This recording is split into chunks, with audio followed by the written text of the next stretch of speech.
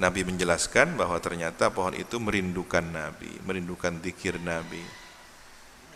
Pohon saja bisa memiliki perasaan yang terhubung dengan baginda Nabi dan mendapatkan keistimewaan masuk surga. Bagaimana kita sebagai umatnya ya? Khawatir tidak punya hati terhubung dengan baginda Nabi Muhammad SAW.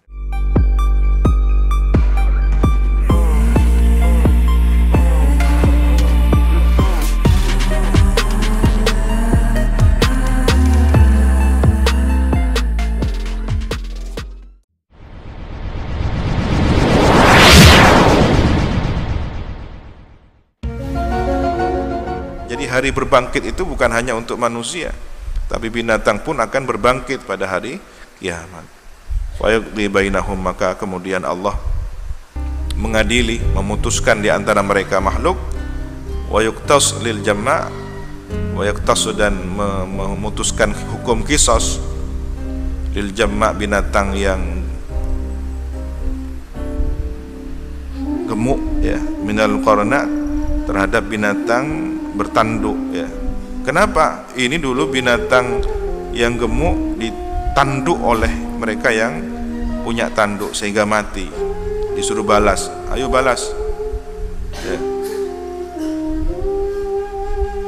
Jadi hati-hati yang pernah ngadu jangkrik ya. Semut hitam dengan semut merah diadu ya. Hati-hati kalau kemudian menjadi dosa yang harus dibawa, dipikul hingga hari kiamat nanti. Maka bertaubat, beristighfar agar tidak ada pembalasan di pengadilan akhirat itu. Binatang saja satu dengan lainnya akan diadili ya, diadili. Apalagi manusia yang menerima taklif, beban aturan syariat ini. Tsumma yaqulu lahum, kemudian berfirman Allah Subhanahu wa taala kepada mereka, kunu turaban, jadilah kalian debu. Setelah diadili, masing-masing sudah mendapatkan keadilan ya, maka musnah jadi debu, selesai, tidak ada surga, tidak ada neraka. Memang ada beberapa makhluk yang istimewa, semisal apa? Unta Nabi Soleh masuk surga, burung hudhud Nabi Sulaiman masuk surga. Apalagi di antaranya juga pohon, pokok kayu kurma Nabi Muhammad SAW akan tumbuh di surga. Jadi jenis makhluk itu ada perwakilannya. Anjing ada perwakilannya, anjingnya Ashabul Kahfi. Unta ada perwakilannya, unta Nabi Saleh. Kemudian pokok kayu baginda Nabi Muhammad, burung hudhud Nabi Sulaiman.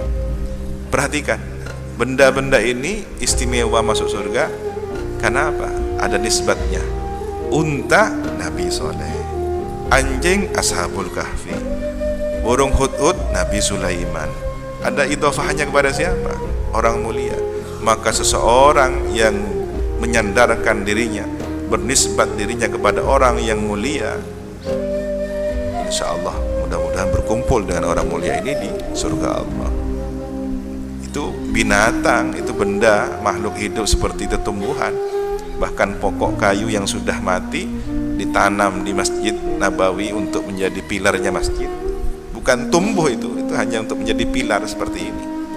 Bisa masuk surga berkat kedekatannya dengan baginda Nabi Muhammad SAW. Setiap Jumat Nabi berkhutbah, bersandar ke pohon tersebut.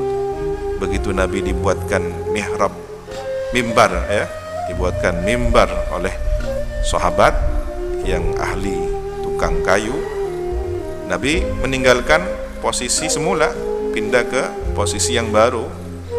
Sejarah awal adanya mimbar di zaman Nabi.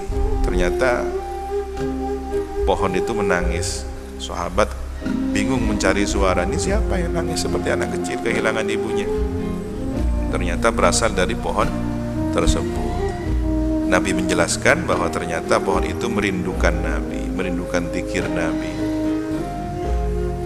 Diberi pilihan oleh baginda Nabi, maukah engkau ditanam lalu tumbuh di surga, tidak lagi berfungsi sebagai pilar masjid? Ataukah engkau terbiarkan seperti ini menjadi pilar sampai hari kiamat? Ternyata pohon ini punya kecerdasan spiritual. Ya Rasulullah, saya dikuburkan saja, ditanam, biar nanti saya tumbuh di surga bersama Nabi, berbuah untuk orang-orang soleh di sana. Masya Allah. Maka manusia yang kemudian tidak terhubung dengan baginda Nabi lebih buruk daripada pohon ini. Pohon saja bisa memiliki perasaan yang terhubung dengan baginda Nabi dan mendapatkan keistimewaan masuk surga. Bagaimana kita sebagai umatnya, ya?